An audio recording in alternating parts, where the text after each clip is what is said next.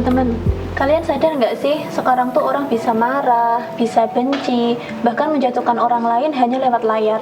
Apalagi kan akhir-akhir ini banyak banget gitu ya berita-berita hoax gitu. Iya ya, orang-orang langsung aja menyebarkan tanpa berpikir panjang dulu.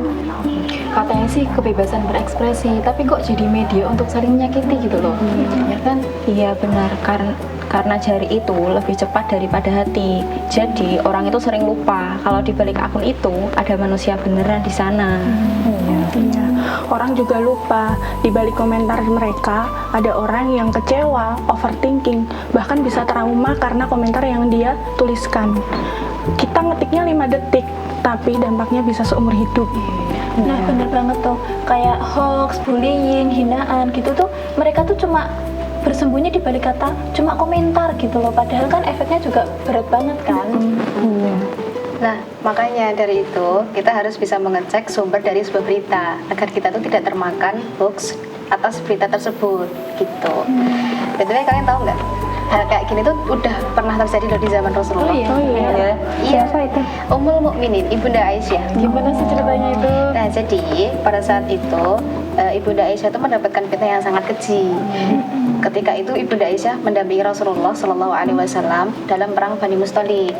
Nah, suatu ketika kalung beliau tuh terjatuh, lalu beliau kembalilah untuk mengambil kalung tersebut sehingga beliau tertinggal dari rombongan. Nah, singkat ceritanya ada sahabat bernama Sofwan bin Mu'attal menemukan Ibunda Aisyah di pinggir jalan.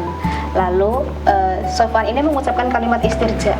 Kalian tahu kan kalimat istirja itu apa? Innalillahi wa inna ilaihi raji'un. Oke, bagus. Nah, terus kenapa sih Sofwan ini mengucapkan kalimat istirja? Ada yang tahu? Kenapa emang? Karena pada saat itu ayat tentang hijab sudah turun. Jadi Sofwan mengucapkan kalimat istirja agar dia menjaga diri dari Ibunda Aisyah radhiyallahu anha. Nah, plot twistnya pada saat itu kejadian ini tuh dilihat sama Abdullah bin Ubay bin Salul. Dengan tanpa bukti tersebarlah hadithul ifki di seluruh penduduk Madinah sampai ke Rasulullah Shallallahu Alaihi Wasallam. Nama Ibunda Aisyah tercemar, hatinya tersakiti, dan Rasulullah juga menanggung beban ujian dari Ibunda Aisyah tersebut. Nah, tapi Rasulullah pada saat itu tidak langsung melakukan apapun, bukan karena suatu keraguan, akan tapi wahyu pada saat itu belum turun. Terus kalian tahu nggak apa yang dilakukan Rasulullah pada saat itu? Apa ya? Rasulullah menahan diri agar tidak ikut menyebarkan hadithul ifki dan juga menunggu petunjuk dari Allah. Selama kurang lebih 1 bulan, petunjuk juga belum datang, belum turun, sehingga pada masa itulah menjadi salah satu masa yang terberat bagi Rasulullah. Gitu teman-teman, Rasulullah saja ketika mendengar berita yang nggak benar, hoax itu beliau tuh menahan diri gitu sampai beliau benar-benar mendapatkan wahyu gitu.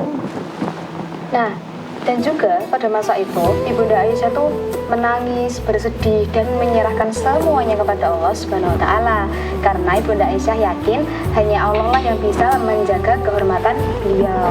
Hingga pada akhirnya turunlah Quran surah An-Nur ayat 11 yang mana nantinya menjadi bantahan tegas untuk tersebarnya hadithul ifki tersebut. Dan itu juga menjadi salah satu tameng atau untuk membersihkan nama Ibunda Aisyah dan juga untuk menegur orang-orang yang telah menyebarkan hadithul ifki. Masya Allah.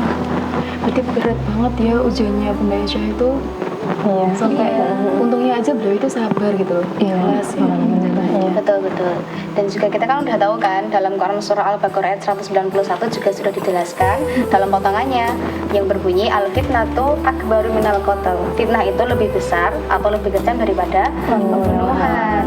Maksudnya bukan hukumannya yang lebih besar, akan tetapi memang fitnah itu lebih luas dan dampaknya lebih besar. Nah itu berarti kan fitnah itu kejam banget kan teman-teman gitu, bisa menghancurkan hidup orang lain, terus bisa menghancurkan akal gitu, dan juga bisa memecah belah juga. Dan dari itu juga kita juga sudah diajarkan dalam Islam dalam beradab bermedia sosial agar kita tidak mudah termakan hoax, apalagi hoax itu memojokkan saudara seiman kita. Iya, setuju itu. Kan kita itu juga perlu hati-hati saat sesuatu postingan kayak gitu kan. Takutnya itu kan selain bisa hiburan sih alhamdulillah ya, tapi kan juga bisa jadi fitnah yang nantinya kan bisa melukai hati orang lain, dan kita pun nggak tahu ya luka orang itu kan cepat atau lambat sembuhnya, kan kasihan juga. Lagi pula kita juga akan dapat dosa gitu. Nah, terus juga di era media sosial yang serba cepat ini tuh kan semua orang punya panggung dan suara juga kan. Iya. Dan nggak semua setiap kata itu perlu diungkapkan dan setiap berita itu perlu dipublikasikan tuh kan nggak perlu. Iya. Terus juga kita harus mengerti etika yang baik itu seperti apa sesuai agama dalam bermedia sosial kayak gitu. Ya benar, jadi etika bermedia sosial itu mengajarkan kita untuk menimbang sebelum membagikan, memeriksa sebelum mempercayai, dan berpikir sebelum berkomentar. Kritik boleh saja disampaikan, tapi harus berlandaskan fakta dan disampaikan dengan adab. Karena perbedaan pendapat itu bukan alasan untuk saling merendahkan. Iya, betul. Betul banget itu. Media sosial itu bisa jadi ladang pahala kalau kita gunakan dengan bijak, tapi juga bisa jadi sumber masalah kalau kita asal menggunakannya. Kita bisa bagikan ilmu, bisa bagikan hal-hal berita yang memang benar, berita yang baik. Nah, dari situ kita akan mengalirkan pahala untuk kita. Tapi kalau kita bagikan berita-berita hoax yang belum pasti, kita gunakan untuk ghibah, disitulah sumber masalah dan sumber dosa untuk kita.